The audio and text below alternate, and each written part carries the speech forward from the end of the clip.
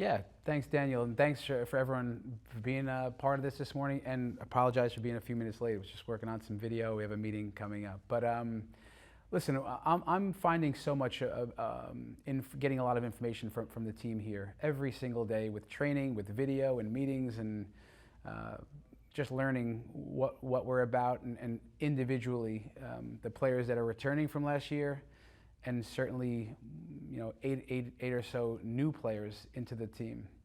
We still have some players out with injury that are coming back into the team, and this is also a bit of a process. We just have to be patient to get some of our team back from last year. But yeah, what I'm seeing in the team is that it's the team spirit is incredibly high. We have talent all over the field, young players. That we're a club that's going to develop young players. Our more experienced players have been tremendous. There's a real togetherness brewing right now in preseason. On the pitch, off the pitch, it's a wonderful group of people, and that goes for even my extended staff, from the performance and medical and our admins and everywhere around here. There's a really good vibe. So trying to give you a feeling of what's going on. Yeah, we're getting on the same page with all the soccer details, and we're really coming together in all ways as a real unit here. Have you found that kind of implementing your style has been easier due to I think at least in kind of evaluating both the way you coach and the way you play and the similarities to how Blanco played? Have you found it easy to kind of get your methodologies and your tactics across in this preseason portion? Definitely. Me and Vlatko, we see the game in a very, very similar way. We have shared principles, shared ideology of what this game should be about when we have the ball, when we don't have the ball, when we win the ball, when we lose the ball. And I've been working with a lot of the staff that was here last year. I've chose to work with the same staff, so there's a lot of common language going on. A lot of the details are the same, and I'm finding my moments to sprinkle in some new language, some different training methodology. So yes, to answer your question, it's if we want to be a team that hunts the ball and chases when we lose the ball, if the team didn't do that last year, it's just a big challenge. However, they did. So that learning curve, it's already there. It's more so for the young players that have come in from college and the new players in the team, and yet we're still missing. So at the beginning of the camp, it's 4 national team players that and then still Cooper and Temwa, and trying to get players back in it in our full complement. So that's trying to piece this thing together to really see where we can go. We've had to wait a little bit, but in terms of picking up where we left off in a style of play that's very, very comfortable for all of us, that's helped the transition for sure. Thad, if you would like to go ahead. Hey, Coach. I was actually going to ask a very similar question to Daniel, but I'm going to change it up a little bit. I'll change it up a little bit. Are you seeing some tweaks that you want to, implement of your style versus Blanco? I know you have very similar styles, but that every coach has their own personal way of doing things. Yeah, listen, I think for sure. There's always, I think coaches are always stealing from other coaches, right? Even if I'm, in the last years, have been studying our Arsenal with Arteta, and for many years Pep Guardiola and Ralph Rangnick, who I work with, who's a top manager, always taking from other coaches and then making it your own. So for me, what hasn't changed is that we want to play with energy and intensity, the grander pieces. We want to play with verticality and tempo and attack with pace. We want to be a team defensively that forces mistakes, high press, mid-block, putting teams on the clock, I say, meaning taking time away from the time that they want. And Vlatko would say he would agree with all of that. So now, when you're in a high press, there's different ways of doing that. When you're in a mid-block, there's different little structures or behaviors out of the mid-block that can do that. And that's where the little differences are popping up. Most of the common language is the same, and the fundamental beliefs are the same, but there are little differences that I'm sprinkling in the right doses, because so much was working around here. But again, when you have 8, we're playing a scrimmage the other day with 3 out of the 4 in the front line that haven't been here. So just trying to now, you have a starting point in some ways.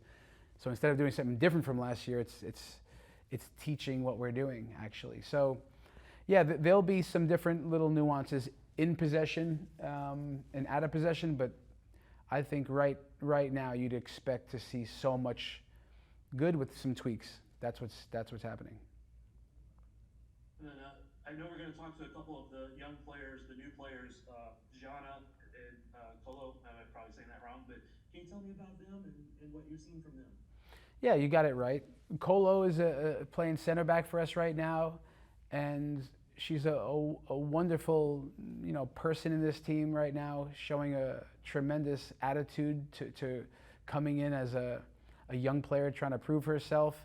The clear quality that she has is she's a prideful, feisty, aggressive defender.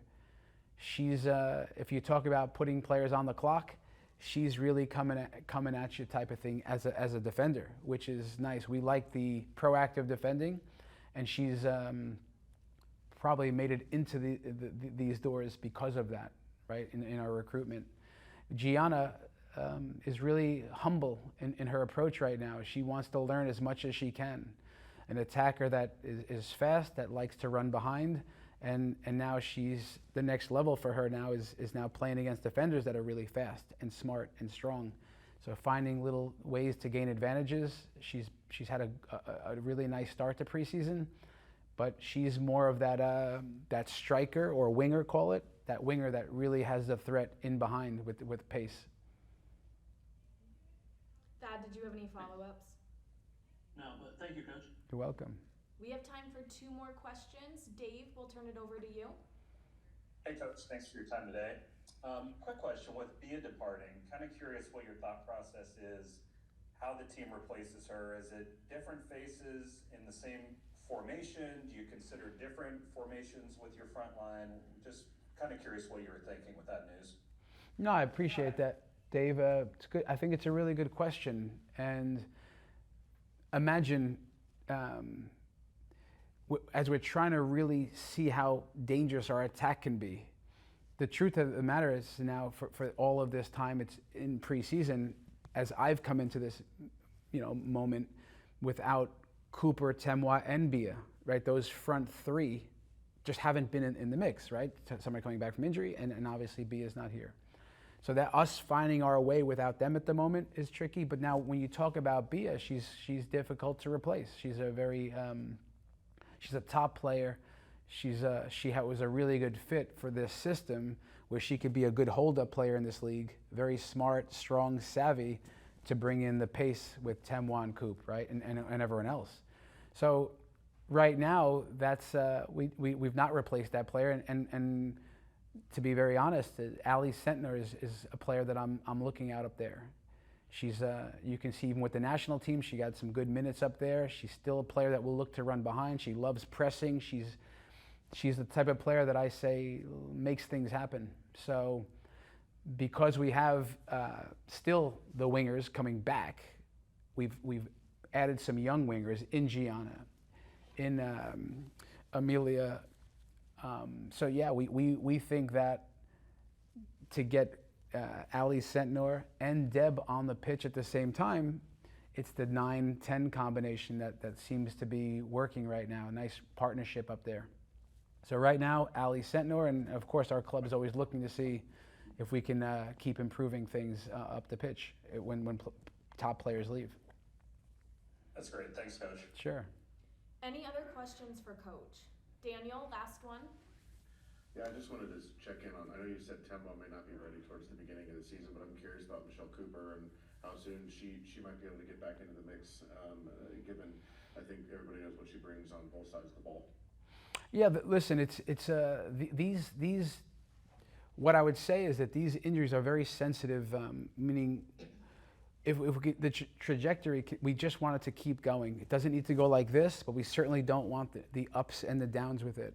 So the overuse and the ankle with Coop, like just to make sure that we're not overdoing it and too quickly. So The good news is she's doing really well, and she's getting antsy to be out there. And we think this is coming very soon. So I think Coop is going to be ready for some minutes at the start of the season. And everyone has said how fast of a healer Temwa is. And when I see her out there, she's not training right now, but she's ahead of schedule every timetable that I understand. So we are hopeful, and I think Coop's might be even a little bit of ahead, so maybe she comes back sooner. But all of us here, and I know all of you and all of our supporters, they want to see the full complement straight away.